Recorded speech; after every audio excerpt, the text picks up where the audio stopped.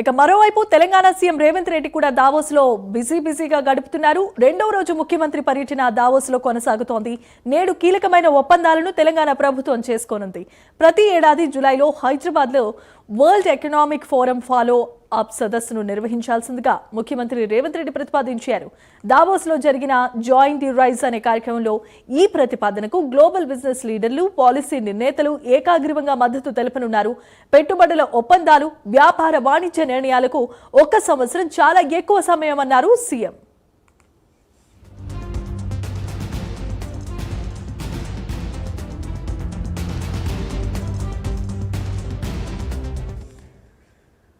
అందుకే ప్రతి ఏడాది జూలై లేదా ఆగస్టులో హైదరాబాద్ లో ఫాలో అప్ ఫోరం నిర్వహించాలని వరల్డ్ ఎకనామిక్ ఫోరం ప్రతినిధులకు సూచించారు. హైదరాబాద్ లో ఇటీవల నిర్వహించిన తెలంగాణ రైజింగ్ గ్లోబల్ సమ్మిట్ విజయవంతమైంది. 5.75 లక్షల కోట్లకు పైగా పెట్టుబడులను ఆకర్షించిందని సీఎం వివరాలు వెల్లడించారు. ప్రతి ఏడాది మేము ఎంఓయూలపై సంతకాలు చేయడానికి దావోస్ కి వస్తాం, కానీ ఈసారి గ్లోబల్ సమ్మిట్ విజయవంతం కావడంతో తెలంగాణ రైజింగ్ విజన్, ప్రజాప్రభుత్వ అమలు చేస్తున్న పాలసీలను ప్రపంచానికి చూపించడానికి వచ్చామన్నారు సీఎం రేవంత్.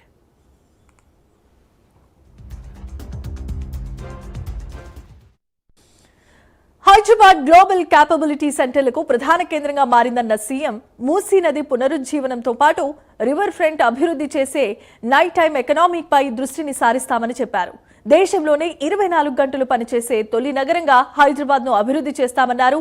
భవిష్యత్ అవసరాలకు అనుగుణంగా 30,000 ఎకరాల్లో భారత్ ఫ్యూచర్ సిటీని నిర్మిస్తున్నామని ప్రకటించారు. ఇందులో 50% కంటే ఎక్కువ గ్రీన్ కవర్ ఉంటుందన్నారు.